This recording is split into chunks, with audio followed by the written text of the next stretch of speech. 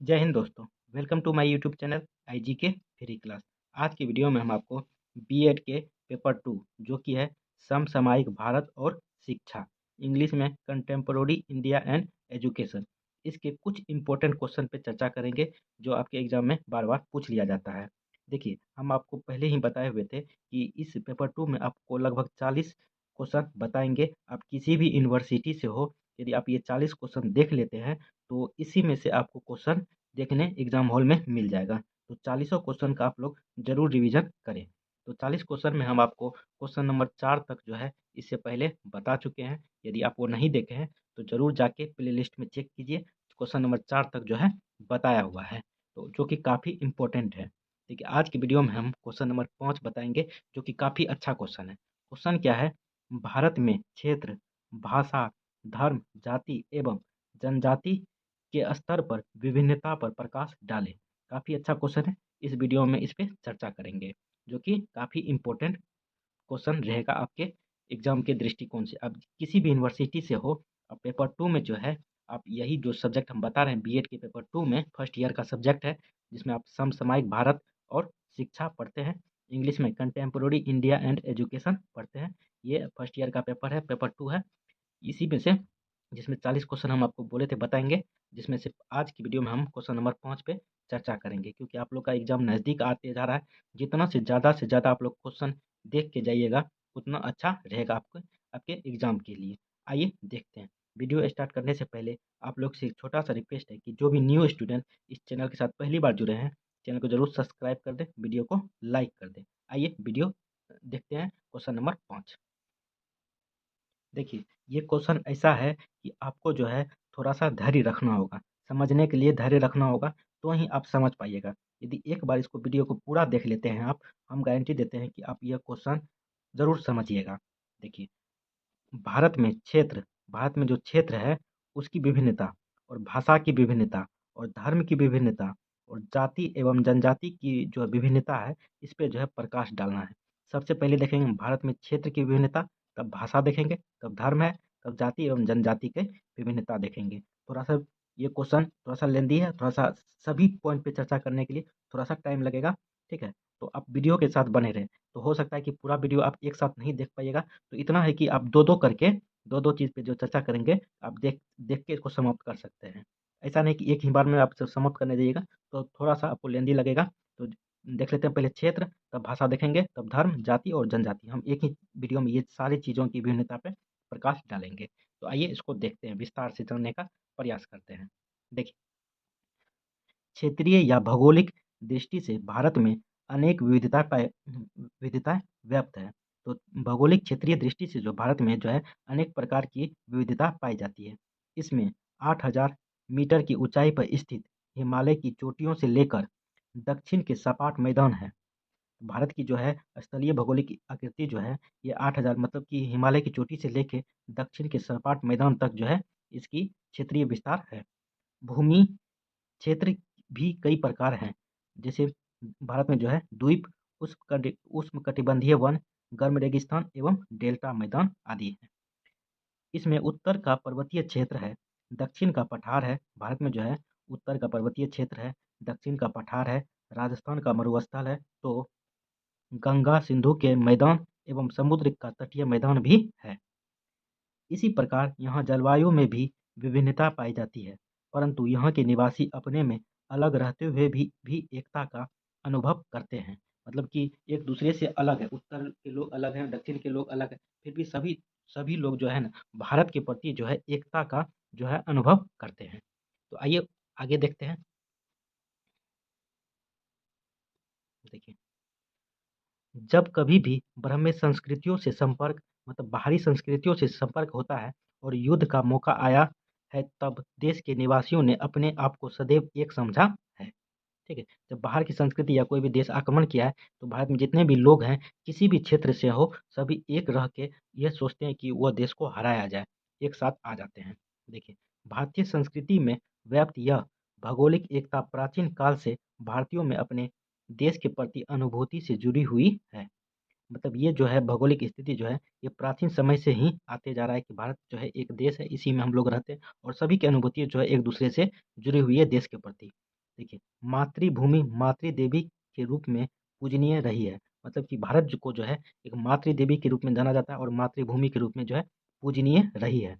हिंदुओं की सांस्कृतिक परंपराओं में भी इसके प्रमाण मिलते हैं।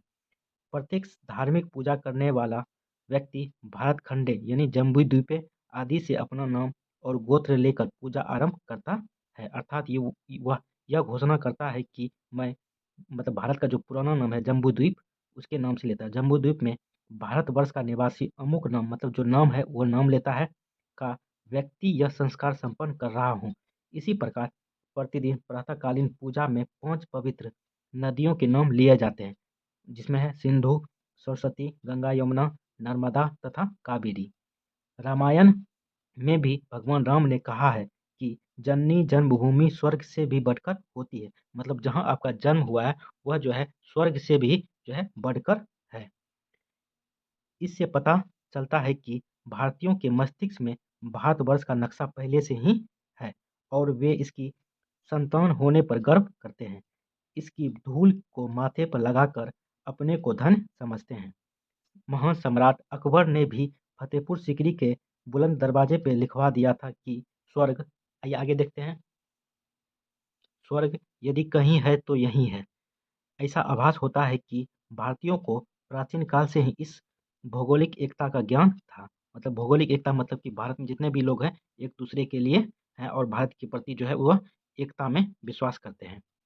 कोई भी ऐसा कवि या साहित्यकार या व्याकरण मतलब व्यंग करते हैं वो नीतिकार एवं राजनीतिक नहीं हुआ जिसने भारत के किसी भाग को दूसरे देश का समझा हो। भारत का कोई भी भाग जो है ऐसा कोई भी नहीं है कि वो दूसरे को समझता है कि ये दूसरा भाग जो है भारत में कोई भी भाग दूसरे देश का भाग हो। हमारे प्राचीनतम महाकाव्यों में भी इस देश का नाम भारतवर्ष ही मिलता है। मतलब पुरानों महाकाव्य जितने भी हैं भारत का नाम जो है भारतवर्ष ही मिलता है।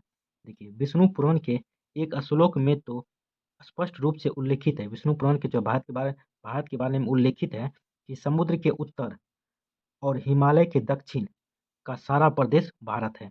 किसमें उल्लेखित है? तो विष्णु पुराण में। और यहाँ के जो निवासी हैं उसके निवासी को जो है भारत का संतान कहा है विष्णु पुराण में।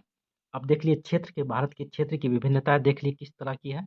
अब जाते हैं भाषागत विभिन्नता किस तरह का भारत में है, उसको जानने का प्रयास करते हैं। भाषागत विभिन्नता देखिए, भाषा मनुष्य की अभिव्यक्ति का सबसे शक्तिशाली माध्यम मतलब भाषा जो है एक दूसरे की बातों को समझने का जो है सबसे शक्तिशाली माध्यम है।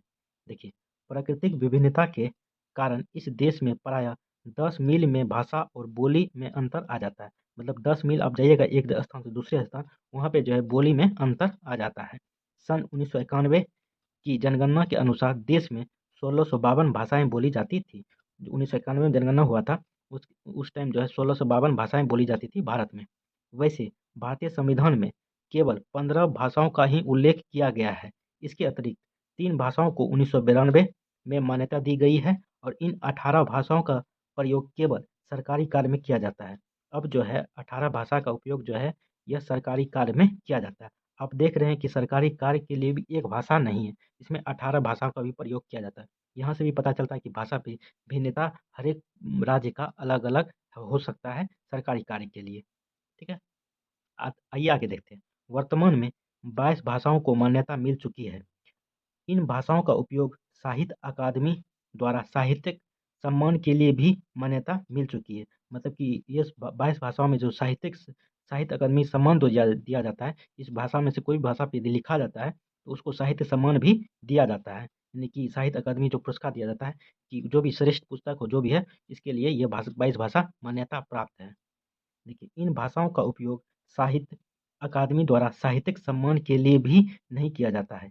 इसके अतिरिक्त भारत में अनेक भाषाएँ बोलियाँ हैं।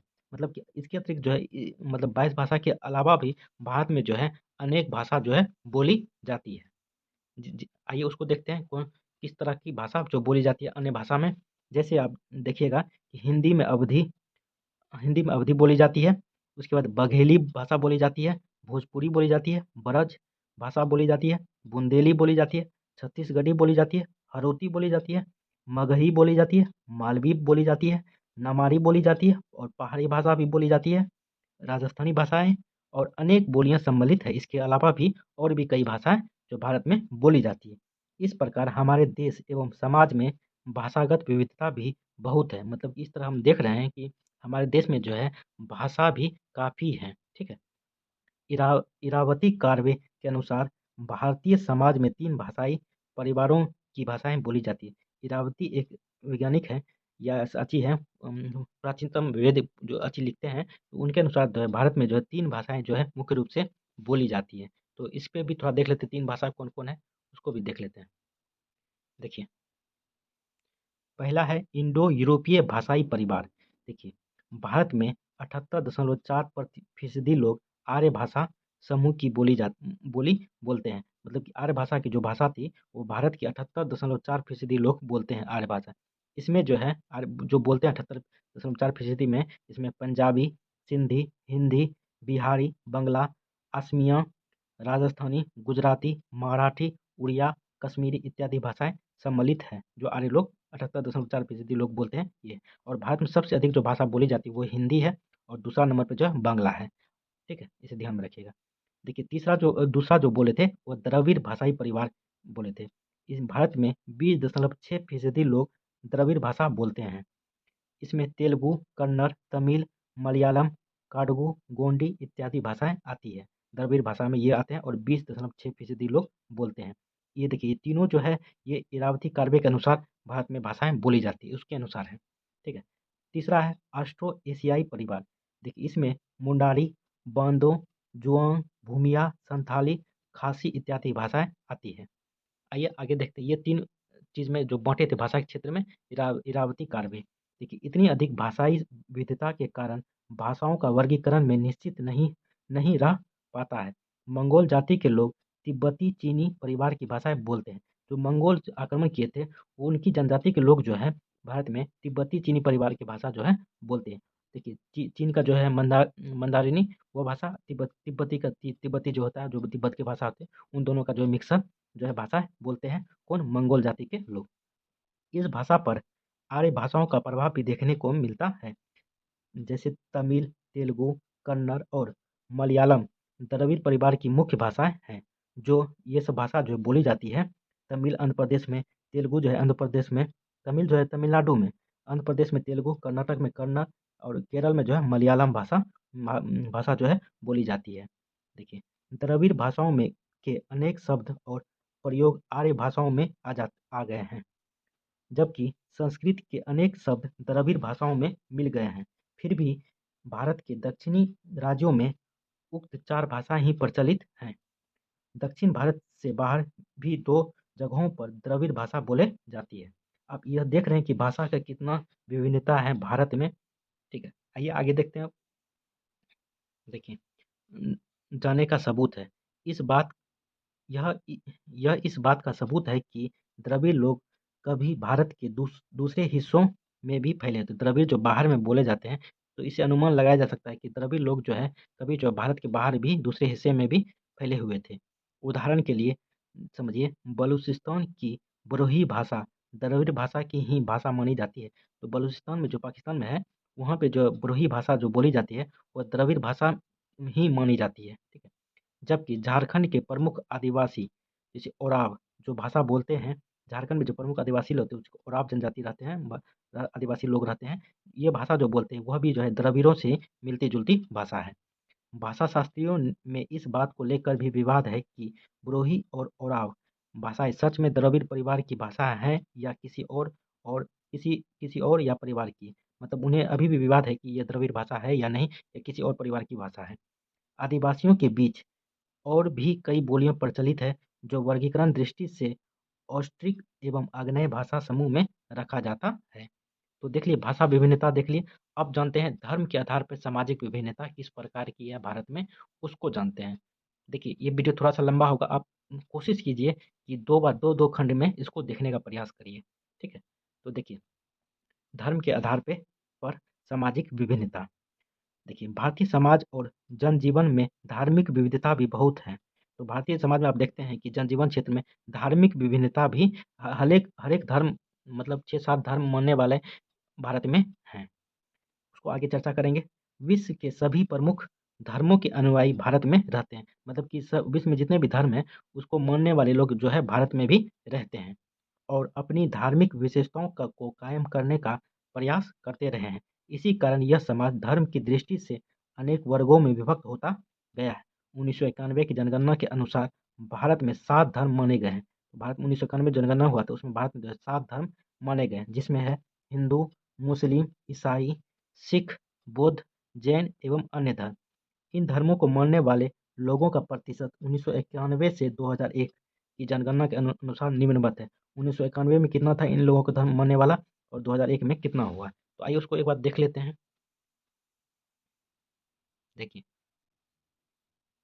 देखिए इधर धार्मिक समूह है, इधर 1991 की जनगणना के अनुसार प्रतिशत है और 2001 की जनगणना के अनुसार प्रतिशत है।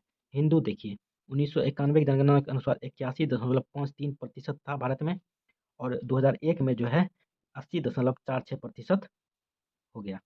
मुस्लिम जो है 1991 की जनगणना के अनुसार 12.61% था और 2001 की जनगणना के अनुसार जो है 13.43% हो गया।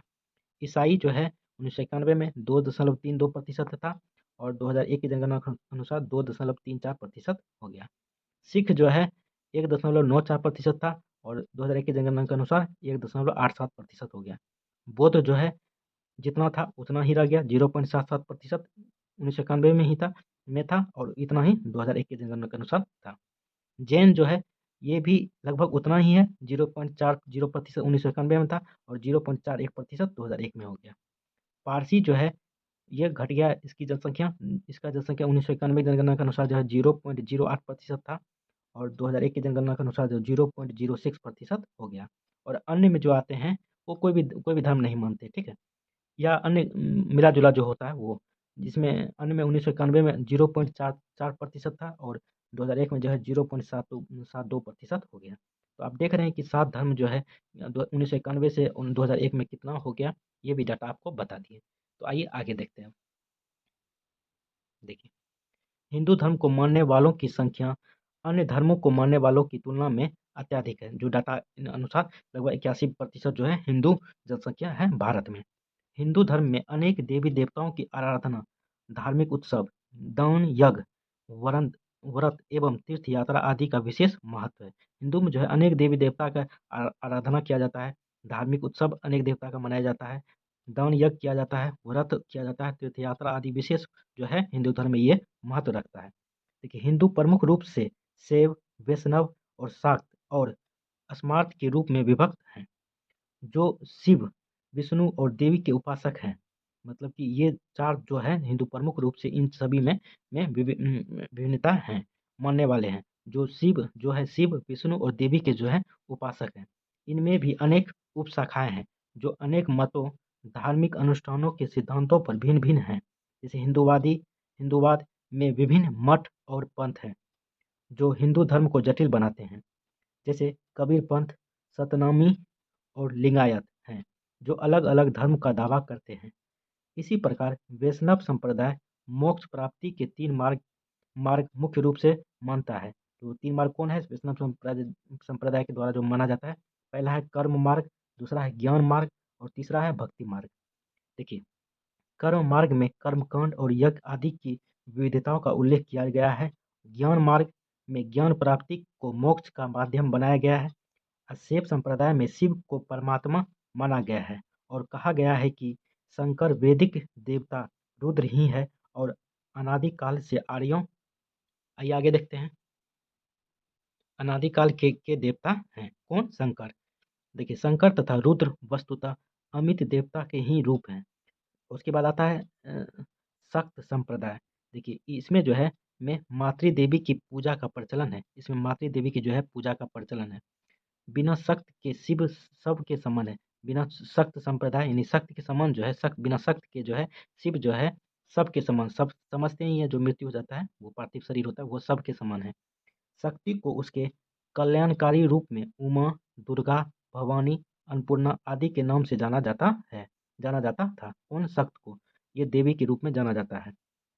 शक्ति की पूजा सबसे अधिक बंगाल में आज भी होती है। मतलब शक्त संप्रदाय में जो शक्ति की पूजा जो की जाती है वो बंगाल में सबसे ज़्यादा देखने के लिए आज भी जो है मिलती है। बंगालियों को बंगालियों की इष्ट देवी भी दुर्गा ही है। पूर्वी भारत में भी शक्ति पूजा बहुत लोकप्रिय है। देखिए, हिंदू धर्म के बारे में आप जान लिए कि किस तरह से इसमें धार्मिक विभिन्नता है। अब जानते हैं मुस्लिम संप्रदाय के बारे में। यहाँ पर भी आपको धार्मिक विभिन्नता देखने के लिए मिल जाएगा। तो आइए उसको देखते हैं। देखिए, भारतीय मुसलमान 2 संप्रदायों में बँटे हैं। एक शिया हो गया और दूसरा हो गया सुन्नी। देखिए, शिया ईरान के बाहर सबसे बड़े समूह में भारत में है। वैसे सुन्नी की तुलना में इनकी संख्या कम है। भारत के सुन्नी हनीफी संप्रदाय को मानते हैं। भारत में जो सुन्नी हैं, वो हनीफी संप्रदाय को जो है मानते हैं, जो मुस्लिम कानून के 4 संप्रदायों में से एक हैं। दक्षिण में विशेष रूप से मापिला और लक्षद्वीप टापू में शफी संप्रदाय को माना जाता है। गुजरात के सुन्नी मालिकी संप्रदाय को मानते हैं। गुजरात के जो है सुन्नी, वो मल्लिकी संप्रदाय को मानते हैं। और चौथा संप्रदाय जो है, वो हनवाली है, जो भारत में नहीं माना जाता है। शियाओं का अपना स्वयं का एक संप्रदाय है। ये 12 इमामों में विभाजित किया हुआ है, जो 7 इमामों के अनुयायी हैं। देखिए, अब मुस्लिम संप्रदाय देख लिया, मुस्लिम के किस तरह से विभाजित है। अब जानते हैं ईसाई। ईसाई में भी आपको वर्ण विविधता या धर्म विभिन्नता देखने के लिए मिल जाएगा। देखिए, भारत के ईसाई रोमन कैथोलिक और प्रोटेस्टेंट 2 भागों में विभाजित है। ईसाई और मुसलमानों में यद्यपि स्पष्ट वर्ण विभाजन नहीं है। तो ईसाई और मुसलमान में आप देखिएगा, यहाँ पे जो है वर्ण विभाजन जो है नहीं है, किंतु जो है इनमें उच्च जाति और निम्न जाति धर्म परिवर्तन के कारण अंतर को मानती है। उच्च जाति वाले स्वयं को ब्राह्मण, ईसाई, नायर ईसाई अथवा राजपूत या त्यागी मुसलमान कहते हैं। अनुसूचित ईसाई जाति धर्म परिवर्तन के बाद भी सामाजिक, शैक्षिक और आर्थिक दृष्टि से पिछड़ी हुई है। कौन-सा? ईसाई धर्म में। अब जानते हैं सिख धर्म। सिख धर्म में भी आपको धार्मिक विभिन्नता देखने के लिए मिल जाएगा। तो आइए उसको देखते हैं।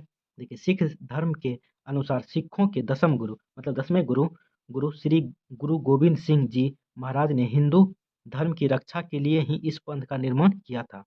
सिखों के 5 प्रकार 5 जो है व्रत कंघार, कंघा, केस, कच्छा, कृपाण और करी भी इनमें ही प्रचलित किए थे। संत गुरु गुरु नानक देव को इस पंथ का संस्थापक माना जाता है। तो सिख धर्म के संस्थापक जो थे, गुरु नानक देव थे। गुरु गोविंद सिंह स्वयं भी कवि थे और शांति स्वरूपता माँ दुर्गा के उपासक थे। कौन? गुरु गोविंद सिंह। सिख धर्म में 10 गुरु हुए। तो आइए 10 गुरु देखते हैं कौन कौन हुए। देखिए, गुरु नानक देव, गुरु अंगद देव, गुरु रामदास, गुरु अमरदास, गुरु रामदास, गुरु अर्जुन देव, गुरु हरगोविंद, गुरु हरिराय, गुरु हरिकिशन, गुरु तेग बहादुर और 10वें थे गुरु गोविंद सिंह। देखिए, सिख धर्म एक एकेश्वरवादी धर्म। एकेश्वरवादी धर्म मतलब कि एक ईश्वर में जो है विश्वास करता है सिख धर्म। देखिए, जिसमें एक ही ईश्वर का परम सत्ता माना गया है, जो हम आपको बताएं। यह धर्म कर्म में आस्था रखता है, मतलब कि यह जो है कर्म में जो है आस्था रखता है, तथा इसके अनुसार मुक्ति का अर्थ मनुष्य का ईश्वर से साक्षात्कार करना है, मतलब ईश्वर से मुलाकात करना है। गुरु ग्रंथ साहिब में मुक्ति मार्ग का वर्णन गुरु नानक देव द्वारा किया गया तथा 5 खंडों में है। जो 5 खंड क्या क्या है? जैसे धर्म खंड, ज्ञान खंड, शरण खंड, कर्म खंड एवं सूच्य खंड का वर्णन है। इस प्रकार सिख धर्म गुरु के प्रति असीम श्रद्धा व्यक्त करता है तथा आदि ग्रंथ गुरु ग्रंथ साहिब को गुरु का स्थान देता है। ये हो गया आपको सिख धर्म के जो विशेष महत्व है या विभिन्नता है, किस प्रकार के हैं, ये हो गया। अब जानते हैं बौद्ध धर्म। देखिए, बौद्ध धर्म के संस्थापक आप लोग जानते ही होंगे, गौतम बुद्ध है। देखिए, बौद्ध धर्म पहले भारत में पर्याप्त रूप से फैला था, किंतु वैदिक हिंदूवाद के बाद यह कुछ स्तरों तक ही सीमित हो गया। अम्बेडकर ने इसे पुनः जागृत किया। अम्बेडकर ने 1955 में जो है ये बौद्ध धर्म को अपनाया था। तो यहाँ से जो है पुनः जागृत हो गया बौद्ध धर्म। किंतु इसके अनुयायी विशेष रूप से माहर जाति के हैं, अपनी परिस्थिति को नहीं सुधार पाए। इसमें जो है बौद्ध धर्म में माहर जाति ये जो है अपनी स्थिति को अभी भी सुधार नहीं पाए हैं। बाद में बौद्ध धर्म हीनयान एवं महायान 2 भागों में विभक्त या विभाजन इसका हो गया। बौद्ध धर्म अनात्मवाद के सिद्धांत में विश्वास करता है, जब विश्व में की प्रत्येक वस्तु क्षणिक। आइए आगे देखते हैं अब। देखिए, क्षणिक है तो क्षणिक मतलब हो गया कि कुछ समय के लिए ही है। देखिए, चिरस्थायी सत्ता के रूप में आत्मा को मानना भूल है। बौद्ध धर्म के अनुसार आत्मा 5 स्कंदों में है, जिसमें है 5 स्कंद क्या-क्या है? देखिए, रूप, संज्ञा, वेदना, संस्कार और विज्ञान या चेतना का योग है। और ये पाँचों स्कंद अनित्य है। मतलब वो ऐसा नहीं है कि हमेशा के लिए, ये क्षणिक है, कुछ समय के लिए और सतत परिवर्तनशील है। परिवर्तन जो है शील है, हमेशा जो है परिवर्तन होते रहते हैं। देखिए, इसी प्रकार बौद्ध धर्म क्षणिकवाद पर भी विश्वास करता है। मतलब कि जो क्षणिकवाद हो गया, हमेशा परिवर्तन होने वाला चीज़, जिसके अनुसार प्रत्येक प्रत्येक वस्तु का अस्तित्व क्षण मात्र के लिए ही रहता है। संसार की प्रत्येक वस्तु केवल अनित्य ही नहीं है, वरन क्षण-भंगुर भी है, मतलब खत्म होने वाला भी है। तो देख लिया आप ये बौद्ध धर्म। अब आते हैं जैन धर्म। अभी तक हम जो देख रहे हैं, ये धर्म विशेषता पे ही देख रहे हैं, ठीक है? तो आगे जाति पे भी देखेंगे और जनजाति पे भी देखेंगे।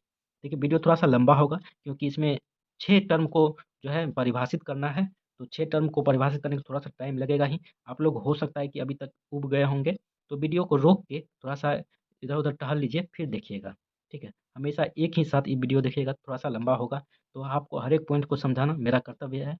तो आप हर एक पॉइंट आप देखे होंगे, तो इसमें से यदि 4 पॉइंट भी आपको एग्ज़ाम में दे देता है, तो 4 पॉइंट पे आप इसे लिख पाइएगा, ठीक है? तो आइए आगे देखते हैं। देखिए, जैन धर्म से अभिप्राय है कि जीन द्वारा वर्णित धर्म से है। तो जैन धर्म का जो है मूल मंत्र जो है जीन द्वारा वर्णित धर्म है।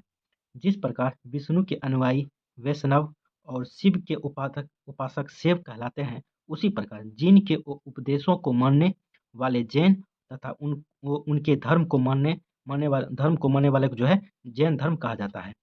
जीन का अर्थ होता है जीतने वाला, अर्थात जिसने राग, दोष, द्वेष आदि अपने आत्म विकारों पर विजय प्राप्त कर ली हो। ठीक है? जीन का अर्थ ही होता है। इसमें एक होता है केवल्य। केवल्य मतलब केवल का विज्ञान प्राप्त करता है जैन धर्म में, जिसका होता है परम ज्ञान की ओर जाना। ठीक है? तो आइए आगे देखते हैं जैन धर्म के ही बारे में।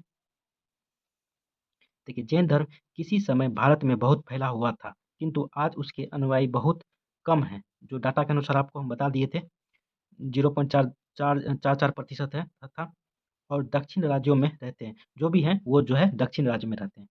इसके 2 प्रमुख विभाजन हुआ था। एक दिगंबर, दिगंबर उसे कहा जाता था जैन धर्म में जो निवस्त्र होते थे, जो वस्त्र नहीं पहनते थे। और दूसरा श्वेतांबर, श्वेतांबर जो है श्वेत वस्त्रधारी होते थे।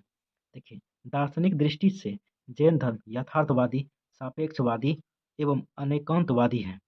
यह आत्मा के अस्तित्व को स्वीकार करता है। तो जैन धर्म और बौद्ध धर्म में जो अंतर है, वो आत्मा का है। जैन धर्म जो है आत्मा में विश्वास करता है और बौद्ध धर्म जो है आत्मा में विश्वास नहीं करता है, जो हम आपको पहले ही बताए हैं। देखिए, और भौतिकवादी दृष्टिकोण से परहेज करता है।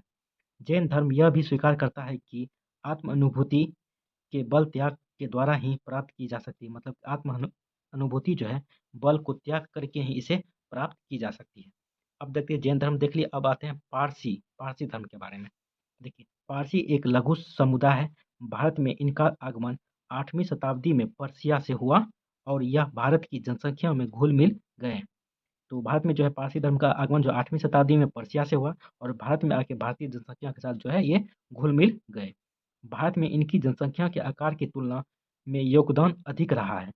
धार्मिक कृतियों के लिए उन्होंने अपने क्षेत्र के व्यापारी समुदायों की जीवन शैली को अपनाया है। तो पारसी लोग जो थे वह अपने आप को जो है धार्मिक कृतियों की जगह जो है वह व्यापारी समुदाय को अपना जीवन शैली को जो है अपनाया है। यह वंशानुगत पुरोहित अपने में ही विवाह करते हैं। ये जो है अपने में ही विवाह जो है करते हैं। ठीक।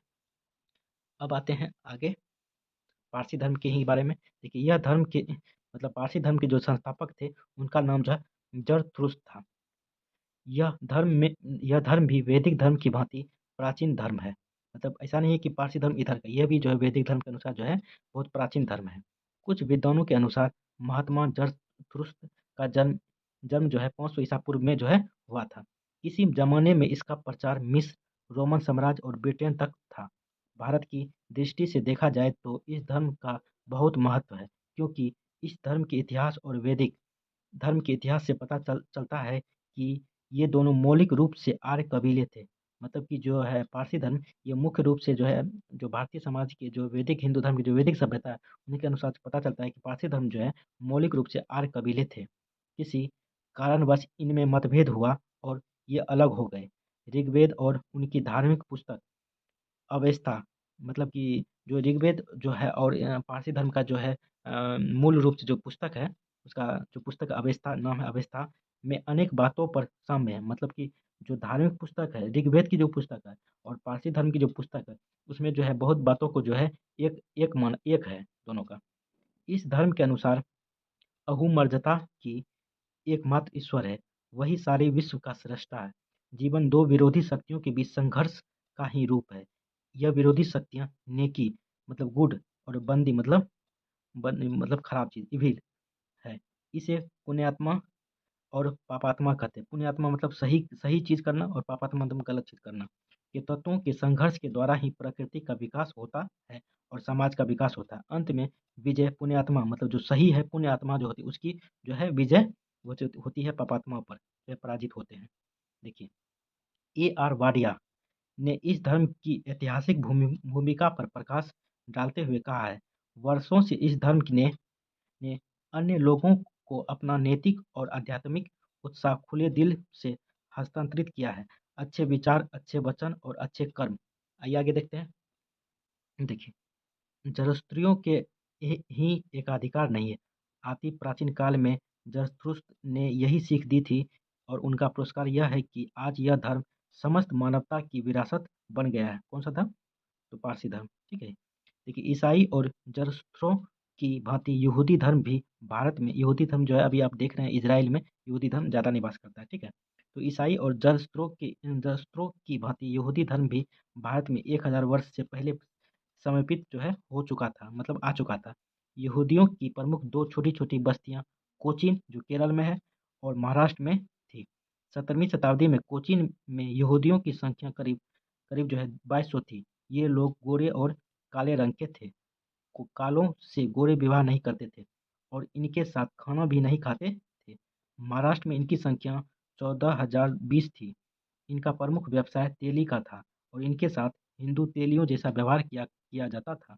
तो यहूदी का जो है ये तेली के जैसे व्यवहार करते थे और भारत के लोग भी इसी इसको जो तेली की तरह ही इसको जो है व्यवहार करते थे। इनमें भी गोरे काले का विभाजन था तथा इनमें परस्पर विवाह और खान पान के प्रतिबंध थे, लेकिन ये सभी लोग एक ही यहूदी उपासना गृह में प्रार्थना करते थे। मतलब कि जो भी काले गोरे थे तो सब एक ही जगह जाके प्रार्थना करते थे। अनेक यहूदी बंबई में जाकर रहने लगे क्योंकि यहाँ पर जाति प्रतिबंध नहीं था। यह धर्म भी अति प्राचीन धर्म है। यहूदी धर्म भी जो है बहुत प्राचीन जो है धर्म है। देखिए, उनका विश्वास है कि उनके पैगंबर मूसा, मतलब यहूदी धर्म के जो पैगंबर है मूसा, जो उनके प्रथम धर्मवेत्ता माने जाते हैं, से पहले भी उनके अन्य पैगंबर हुए हैं। उनके प्रथम ऐतिहासिक महापुरुष अब्राहम ने ईसा 2000 ईसा पूर्व वर्ष पहले यहूदी कबीले के साथ अपना मूल स्थान उर छोड़ दिया था। उर एक स्थान है जो मानते थे कि अब्राहम जो है यहूदी कबीले के साथ जो है उर एक स्थान है उसको छोड़ दिया था और वे अरब के रेगिस्तानों में भटकते हुए अंत में मिस्र में जा बसे थे। हजरत मूसा ने ईश्वरीय आदेश के अनुसार उन्हें दास्तां की बेड़ियों से मुक्त कराया और उन्हें पुनः उस भूमि पर ला बसाया जो दूध और शहद से भरपूर थी। यहूदी धर्म एक सरल धर्म है जो प्रमुखतः नैतिक जीवन पर जोर देता है। यहूदियों के अनुसार सम्यक आस्था से अधिक महत्वपूर्ण सम्यक आचरण है। तो यहूदी धर्म के अनुसार जो सम्यक आस्था जो है इससे अधिक महत्व रखता है सम्यक आचरण। प्रत्येक वह व्यक्ति जो सम्यक आचरण वाला है उसके लिए स्वर्ग में स्थान सुरक्षित है, इनका यहूदी धर्म का मानना है। यहूदी धर्म सम्यकवाद से मुक्त है और स्व आरोपित कठोर तप द्वारा आत्मपीड़ा तथा संन्यासवाद के भी विरुद्ध है। तो जो है यहूदी धर्म जो है यह सम्यकवाद से मुक्त है और स्व आरोपित कठोर उस पे जो कठोर जो दिया जाता है दंड उससे और आत्मपीड़ा और संन्यासवाद के जो है विरुद्ध है। तो धर्म की विभिन्नता देख ली। अब आते हैं जातिगत विभिन्नता। ये भी क्वेश्चन में दिया गया था, जातिगत विभिन्नता किस प्रकार की है भारत में। देखिए, भारतीय समाज में जाति के आधार पर भी विविधता दिखाई देती है। यद्यपि यह विविधता प्राकृतिक या ब्रह्म कारणों से नहीं वरन हिंदू संस्कृति की ही देन है, परंतु सामाजिक जीवन के खंडात्मक विभाजन की दृष्टि से बड़ी महत्वपूर्ण है। भले ही जाति व्यवस्था को भारत में मुख्यतः हिंदू धर्म के साथ जोड़कर देखा जाता है, लेकिन भारतीय उपमहाद्वीप में कई धर्म जैसे कि मुस्लिम और ईसाई धर्म में कुछ समूहों में भी इस प्रकार की व्यवस्था देखी गई है। जातिगत विभिन्नता की। आज बड़े शहरों में तो ये जातिगत बंधन कुछ ढीले हो गए हैं, मतलब खत्म हो गए हैं, परंतु ग्रामीण क्षेत्रों में ये बंदिशें आज भी विद्यमान हैं। सामान्य तौर पर जाति के आधार पर प्रमुख विभाजन निम्न प्रकार से देखा जा सकता है। जैसे ब्राह्मण, ब्राह्मण में जो है ब्राह्मण उसको कहते थे जो विद्वान या विद्वान समुदाय को, जिसमें याजक, विद्वान, विधि विशेषज्ञ, मंत्री और राजनयिक शामिल होते थे। क्षत्रिय किसको कहते थे? उच्च और निम्न मान्यवर या सरदार, जिनमें राजा, उच्च पद के लोग, सैनिक और प्रशासक भी शामिल होते थे। आइए आगे देखते हैं। देखिए वेश्य, वेश्य में जो है व्यापारी और कारीगर लोग के समुदाय होते थे, जिसमें सौदागर, दुकानदार, व्यापारी और खेत के मालिक शामिल होते हैं।